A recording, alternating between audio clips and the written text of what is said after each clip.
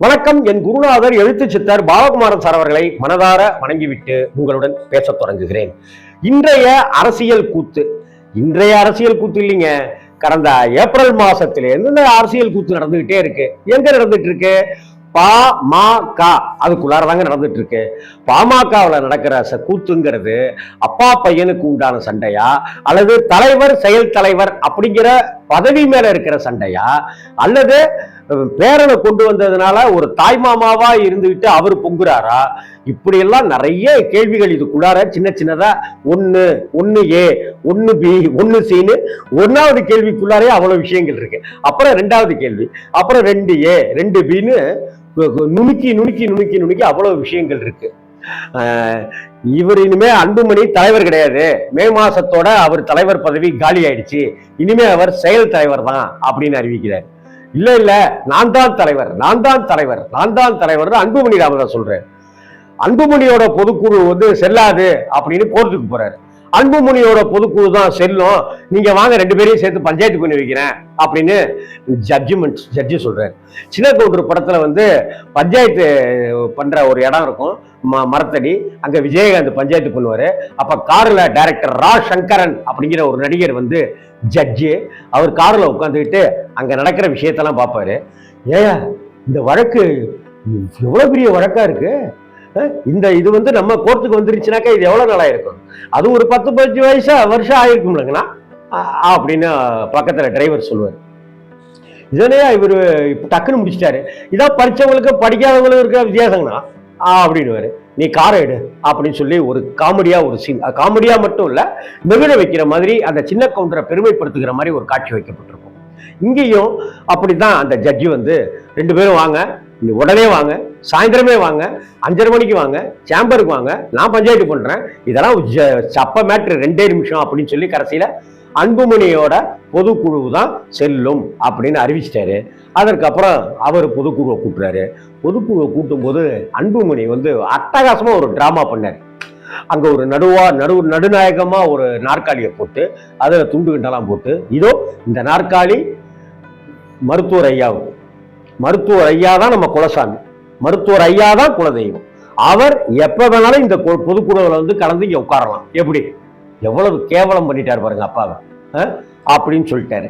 ஆனால் அதற்கு அடுத்த நாள் மகளிர் மாநாடுன்னு பூம்புவாரில் நடத்தினப்ப அன்புமணிக்கெல்லாம் நாற்காலியும் போடல, சேரும் போடல, அன்புமணி உட்காரலான்னு ராமதாஸ் ஐயா சொல்லல, அங்க இருக்கிற பேனர்ல கூட அன்புமணி கிடையாது.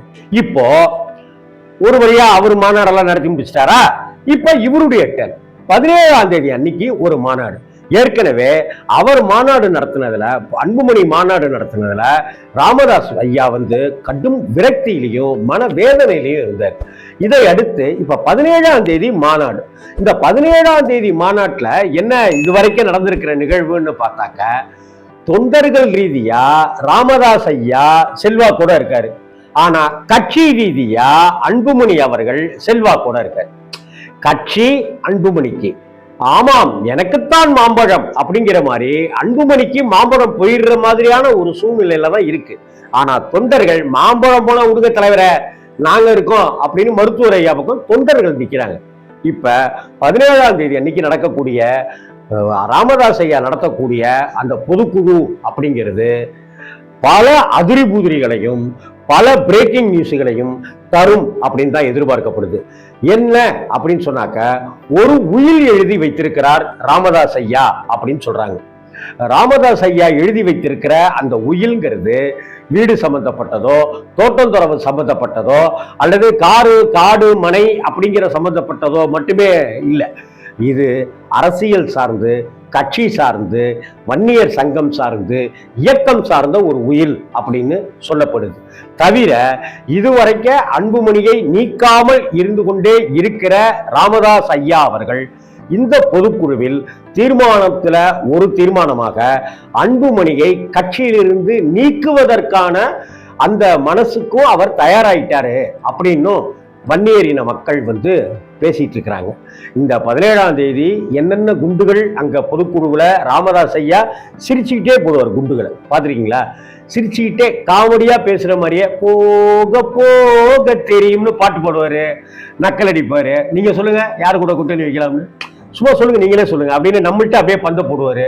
அவ்வளவு காமெடியா பேசக்கூடியவர், ஆனா கருத்துக்களை ஆழமாக சொல்லக்கூடிய மருத்துவர் ஐயா அவர்கள். இன்னைக்கு தேதிக்கு எனக்கு தெரிந்து கலைஞருக்கு பிறகு ராமதாஸ் ஐயா தான் இந்த மதிநுட்பமான ஒரு பேட்டியெல்லாம் ரொம்ப அழகான முறையில டீல் செய்யக்கூடியவர். இந்த பொதுக்குழுவுல எப்படி அன்புமணியை அவர் டீல் செய்ய போகிறார் அப்படிங்கிறது தான் பாட்டாளி மக்கள் கட்சி சொந்தங்கள்கிட்டையும் வன்னியர் சொந்தங்கள்கிட்டையும் மிகவும் உன்னிப்பாக காது தீட்டி கொண்டு கேட்கப்படுகிற விஷயமாக, கண்களில் விளக்கெண்ணெயை ஊற்றிக்கொண்டு பார்க்கப்படுகிற விஷயமாக இருக்கிறது. ராமதாஸ் ஐயா இந்த பொதுக்குழுவில் என்னென்ன கலேபரங்களை உண்டு பண்ண போகிறார், பொறுத்திருந்து பார்ப்போம். வணக்கம்.